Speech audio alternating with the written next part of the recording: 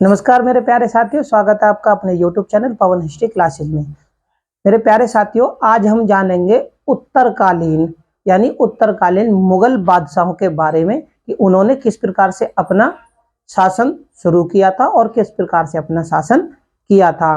तो मेरे प्यारे साथियों, चैनल नया है, इसे ज़्यादा से ज़्यादा लाइक शेयर और सब्सक्राइब करें। बात करते हैं मेरे प्यारे साथियों, जब 3 मार्च 1707 ईस्वी में औरंगजेब की मृत्यु हो गई थी। जब औरंगजेब की मृत्यु हो गई थी तो उसके भी उत्तराधिकारी थे, आजम, कामबख्श और मुअज्जम, ये थे और ये अलग अलग जगहों पर तैनात थे।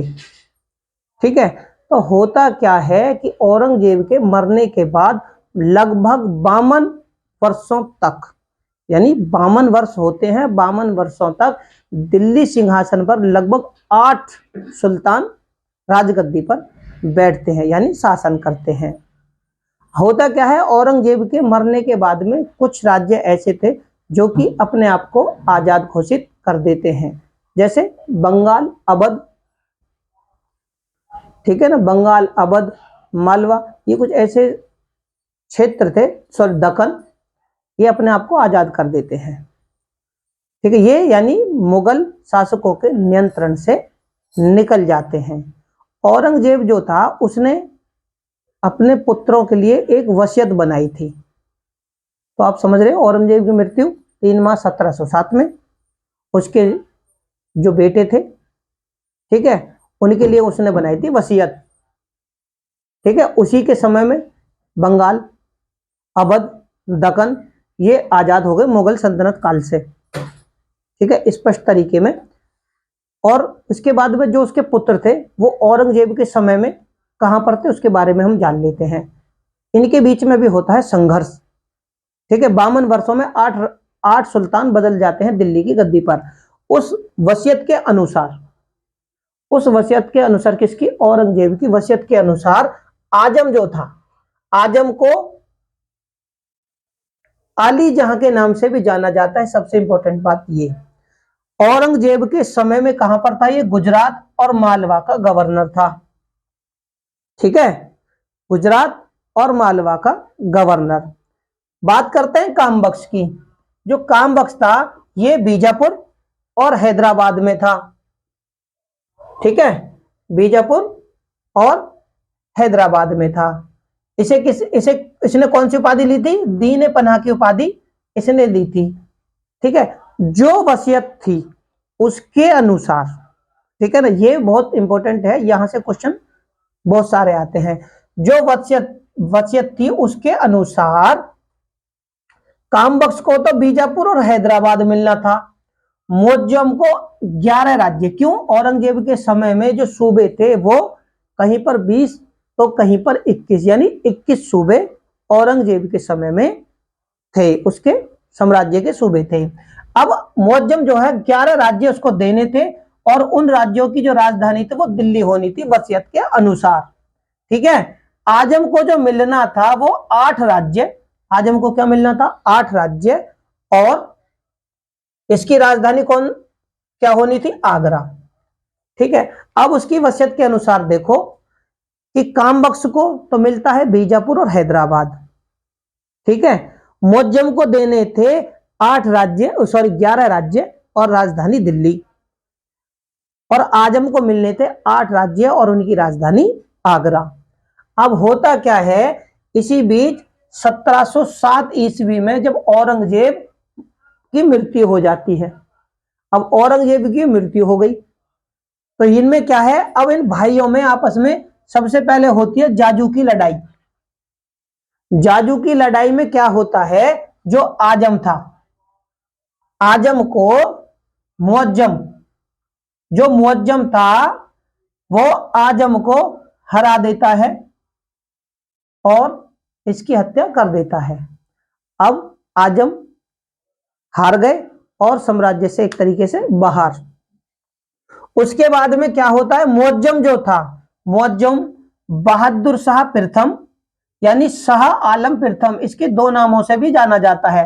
एक तो बहादुर शाह प्रथम के नाम से और शाह आलम प्रथम के नाम से ये शासक बनते हैं, यानी मुअज्जम को याद रखना, मुअज्जम को बहादुर शाह प्रथम, शाह आलम प्रथम के नाम से भी जाना जाता है। अब ये शासक बनते हैं बहादुर शाह प्रथम। ये तो हो गई उस समय जब इनकी होती है जाजू की लड़ाई 1707 औरंगजेब के मरने के बाद।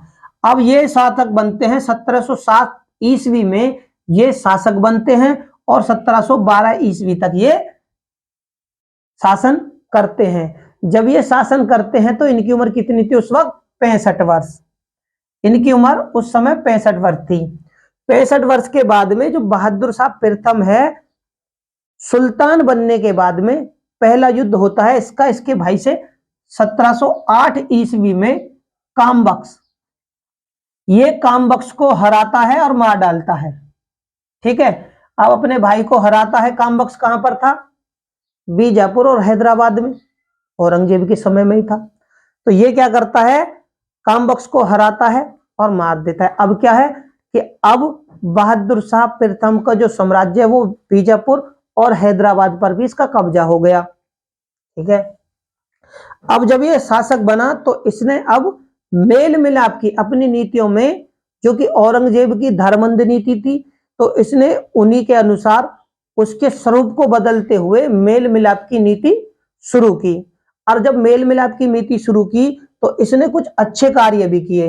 इसने शिवाजी का जो पौत्र था, यानी शिवाजी का पोता शाहू, जो कि मुगलों की कैद में, कहीं कहीं पर देखो मेरे प्यारे साथियों 1683 ईस्वी मिलता है, तो कहीं कहीं पर 1689 ईस्वी, इसलिए मैंने वो दोनों ही जो इसमें समय दिया हुआ, तारीख दी हुई है, वो दोनों ही आपको बताई है।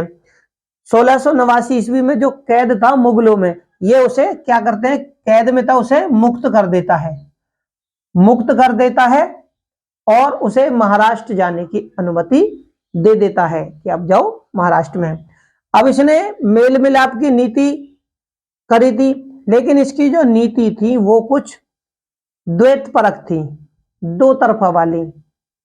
कुछ इस तरीके से नीति थी, जैसे कि इसने गुरु गोविंद सिंह को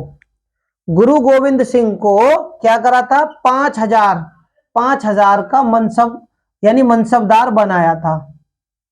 एक तरफ तो गुरु गोविंद सिंह को मनसबदार बना दिया और दूसरी तरफ बंदा बहादुर को, जैसे ही गुरु गोविंद सिंह की मृत्यु होती है तो मृत्यु होने के बाद में यह बंदा बहादुर के विरुद्ध सैनिक अभियान करता है, उससे युद्ध छेड़ता है और उन्हें हराता भी है। ठीक है, दूसरा छत्रपति जो थे साहू को यह मुक्त करता है कैद से, महाराष्ट्र जाने की अनुमति भी देता है, लेकिन उसे छत्रपति नहीं मानता, यानी उसे एक तरीके से वैध मान्यता नहीं देता, छत्रपति की मान्यता ये नहीं देता है। अब ये जाटों से भी मेल मिलाप करता है। जाटों का कौन था? छत्रसाल से भी इसकी मित्रतापूर्ण संबंध थे और चूड़ामल से भी। भैया क्यों थे मित्रतापूर्ण संबंध? क्योंकि चूड़ामल ने बंदा बहादुर के विरुद्ध क्या करे था, बंदा बहादुर के विरुद्ध बहादुर शाह प्रथम की मदद की थी, किसे? इसे हराने में। और हुआ भी यही था कि बंदा बहादुर की ये मदद करते हैं, और जब ये मदद करता है क्योंकि मित्रतापूर्ण संबंध थे, ठीक है ना, और ये बंदा बहादुर को हराते भी हैं, वो हम बताएंगे कहां। ठीक है, इन्होंने राजपूतों के साथ भी मित्रतापूर्ण संबंध थे, जैसे अजीत सिंह और जय सिंह। ठीक है, अजीत सिंह और जय सिंह को इसने उनके राज्य तो लौटा दिए, राज्य उनको लौटा दिए जय सिंह और अजीत सिंह को, लेकिन क्या करता है ये द्विपरक नीति थी ना इसकी, और गुजरात और मालवा के उन्हें सूबेदारी नहीं देता। क्या नहीं देता? सूबेदारी नहीं देता। इसी प्रकार ये मराठों से भी मित्रतापूर्ण संबंध स्थापित करता है, लेकिन उसमें भी दो तरह की नीति कि मराठों को ये सरदेशमुख का अधिकार तो देता है, सरदेशमुखी जो मराठा एक तरीके से सरदेशमुखी और चौथ जो कर लेते थे, ये सरदेशमुखी का अधिकार तो देता है, लेकिन चौथ का अधिकार नहीं देता। ठीक है, किसका? चौथ का अधिकार नहीं देता, ये आपने समझनी होगी। अब देखो चूड़ामल ने बंदा बहादुर के विरुद्ध बहादुर शाह प्रथम की मदद की थी। तो इसमें क्या करा था इसने, बंदा बहादुर को तभी, क्योंकि भाई मदद मिल गई, बंदा बहादुर बहुत अच्छे शक्तिशाली योद्धा थे सिखों के, ठीक है, गोरिल्ला युद्ध लड़ते थे। तो 1711 ईस्वी में ये लोहेगढ़ के किले में बंदा बहादुर को हरा देते हैं। इसमें लोहेगढ़ के किले में हरा देते हैं। और ये लोहेगढ़ का कहां था, उत्तर पश्चिम सीमा, उत्तर पश्चिम सीमा हिमालय की तराइन में। इस लोहेगढ़ के किलों को गुरु गोविंद सिंह जी ने बनवाया था। ठीक है, जब ये हार जाता है तो उसके बाद अगले ही साल 1712 ईस्वी में बंदा बहादुर लोहेगढ़ के किले पर दोबारा पुनः कब्जा कर लेता है। क्योंकि ये हार तो जाता है, हार का मतलब ये है कि जब इसे हराया गया तब ये हारे और वहां से अपनी जान बचाकर भाग गए, क्यों, अगली तैयारी करनी थी इन्हें। तो इसी प्रकार अगले साल वो फिर इन्हें टारगेट करते हैं। अब होता क्या है, ये जो बहादुर शाह प्रथम था ये था अपने प्रशासन की ओर से लापरवाह। कहने का मतलब यह है औरंगजेब के समय में ही मुगल साम्राज्य का पतन शुरू हो चुका था। ठीक है ना, 52 वर्षों के बीच में 8 सुल्तानों ने शासन किया था। ठीक है, होता क्या है, जब औरंगजेब मरा था तो इसने प्रशासन की तरफ कोई ध्यान नहीं दिया। ठीक है, और इसने बहुत ज्यादा ओहदे बांटने शुरू कर दिए थे। होता क्या है, इसलिए इसे लोग क्या कहते थे, शाहे बेखबर। इसलिए लोग इसे शाहे बेखबर के नाम से भी जानते हैं। क्यों कहते थे शाहे बेफिक्र, प्रशासन की तरफ ध्यान न देना। जब औरंगजेब की मृत्यु हुई थी तो 1707 में इसने इतने ज्यादा ओहदे बांटे, जागीरें बांट दी कि उस समय जो मुगल साम्राज्य का खजाना था वो मात्र 13 करोड़ रुपए रह गया था। इसलिए लापरवाह होने के कारण इसे शाह बेखबर सुल्तान के नाम से भी जाना जाता है। इसके 4 पुत्र थे। 4 पुत्रों में जहांदार शाह और अजीम उस्मान, जहान शाह और रफी उस शान, ये 4 पुत्र थे। अब होता क्या है, 27 फरवरी 1712 ईस्वी में बहादुर शाह प्रथम की हो जाती है मृत्यु होने पर होता क्या है, इसके 4 पुत्रों में भी उत्तराधिकारी का संघर्ष शुरू हो जाता है। ठीक है, इसमें क्या है, ये जो जहांदार शाह है ये अजी उस्मान और रफी शान, इनमें क्या है, इनकी हत्या कर देता है। हत्या करके यानी उत्तराधिकारी, उसके बारे में हम अपनी आगे आने वाली वीडियो में जानेंगे। ये क्या करता है, अपने भाइयों को भी इनकी हत्या करता है और खुद शासक बनता है।